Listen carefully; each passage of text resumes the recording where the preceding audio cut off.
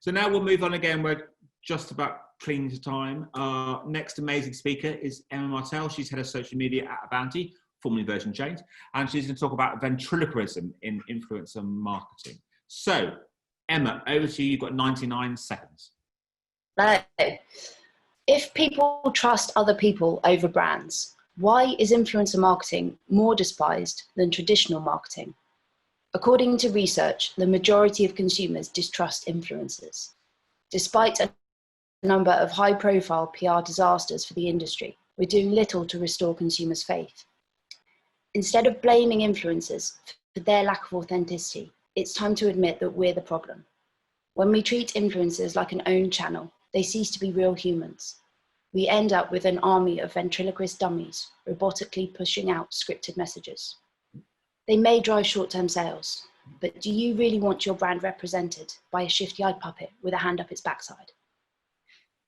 If consumers are to trust influencers again, we must first trust them. It won't be easy.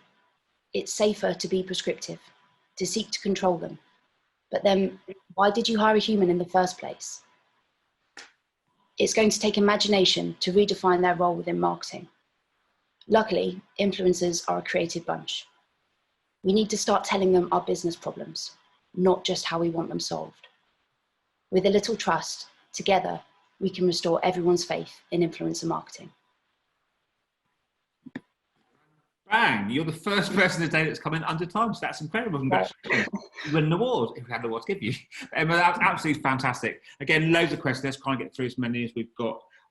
Bruce says, I love your confidence, but how can I convince my board that have been shocked by the scandals that influencer marketing is still worth paying attention to? I always think, when I think about influencer marketing, I always think about parenting. I think the more you try to give direction to your child, the more likely they are to have some sort of accident. So when you see your kid climbing on a climbing frame, you say, be careful, don't put your foot there. They're much more likely to fall off than if you just let them do their thing. And I really think there's something to be learned from that, in that when we try to control influencers, you can't control somebody completely, but by trying to, we're actually making them take less responsibility for themselves. Great question here from Celia, nice and open, and I'll caveat by obviously Avanti do, but she says, who does this well? I think it's a really good question, and I would love to hear from anybody that has seen some really innovative, original influencer marketing. I recently judged some influencer marketing awards because I wanted to be really inspired and kind of see what the best people out there were doing. And although the campaigns were all, really solid, good campaigns, great use of data, there's loads of tools out there. It really struck me that it was quite formulaic. There wasn't really anything that stood out to me. I probably couldn't tell you what the campaigns were about now, and I think that is quite damning. Excellent. Now, a question from an anonymous attendee who asks, are brands throwing money at old school influencers because it's easy or because they're not innovative enough? I think it's a bit of both. I think one of influencer marketing's biggest problems is that it is quite effective. So the way we're doing it at the moment does drive sales. It does get results. So we're not really incentivized to improve it.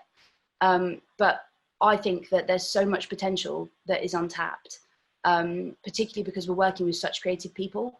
We're not seeing creative campaigns. And I don't think that's their fault. I think it's our fault. Fantastic. Nice. Nice question here from Natalie. She asks, how do people actually define influencer, in inverted commas? Maybe the issue is the fact that influencers are difficult to find, but this marketing team is to truly understand the characteristics, the metrics of influencers. So I guess it's all about definitions. How do you define influencers in the first place, Emma? Yeah, I think that could be really helpful in terms of making influencer marketing more effective and broadening the scope of it. So when I worked at Hostel World, we started a project around UGC, and we were going to integrate a tool called Olapic, which I think Made.com use. It's a pretty amazing tool, and it allows you to find and curate and request rights to user-generated content. But the bit that I found quite interesting was that it also allows you to kind of track which customers are creating the most influential content. So the content that's converting best on your site, allowing you to reward them. So they may not have a huge audience of their own, but their content is very compelling for whatever reason for your brand.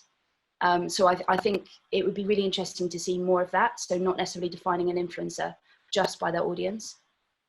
Fantastic. Emma, thank you so much. I think we've got one last question I'll quickly fit in this, only because it's being asked all the time at the moment, and it's metrics.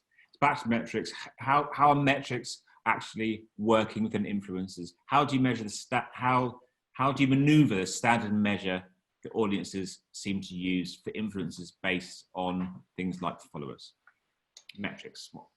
I think it really depends why you're working with an influencer. So I'm not trying to disparage brands that purely want to drive sales. I think that is totally valid, and obviously that's quite easy to measure. But I think what is harder is measuring the kind of brand value that influencers can add. And personally, I think there is an element of faith in that.